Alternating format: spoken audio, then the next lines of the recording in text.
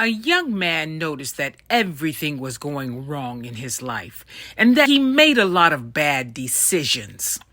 So he decided to go off and join a monastery and begin a vow of silence.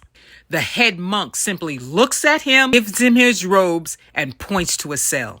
It was very hard for him not to communicate with anyone, and he thought he was going to die of sadness and loneliness. But he realized that it was a life of peace and atonement and that his troubles were over. For a long 30 years, he goes from his cell to prayer to the gardens, working with and passing other monks who barely even nod at him. He resigns himself to this simple world.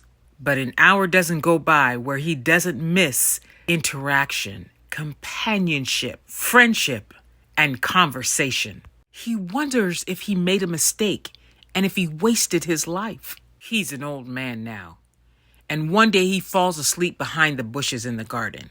He's awoken by some lively voices, a sound he hasn't heard in decades, and he wonders if he's dreaming. So he peers out of the bushes, and he sees his fellow monks having a lively conversation.